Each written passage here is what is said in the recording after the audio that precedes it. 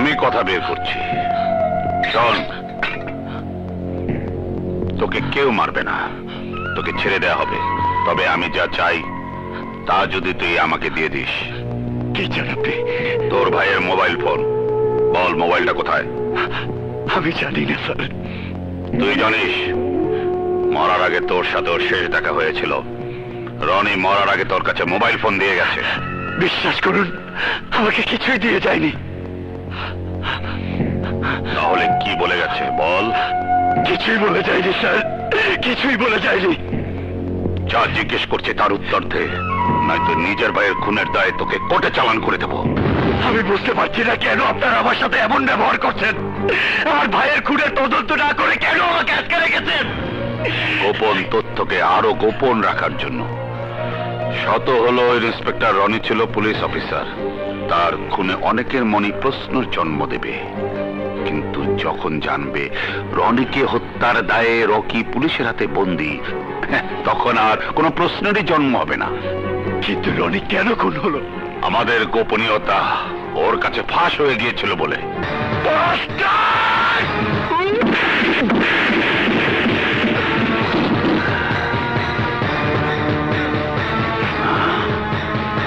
কুত্তার বাচ্চা, আমার গায়ে আঘাত! এই ফুলের মাসুল তোকে দিতে হবে। সারা জীবন তুই জেল হাজতে পচে মরবি।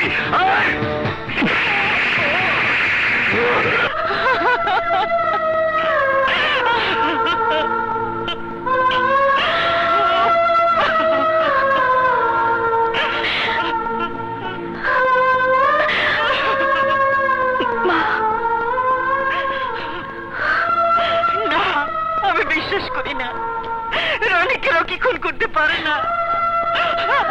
আমি বিশ্বাস করি না।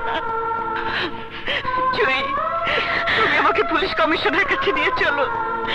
আমি রকির হয়ে ওদের বলবো রনিকে রকি কত ভালোবাসতো। না মা, কি কোনো লাভ নেই।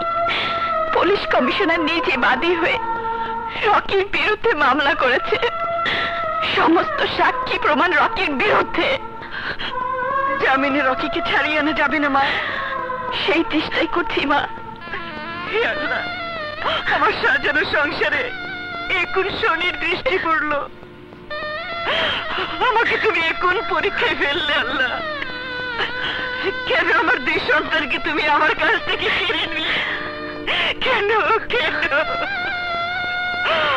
আমার সন্তানকে তুমি আমার বুকে ফিরিয়ে দাও আল্লাহ, ফিরিয়ে দাও।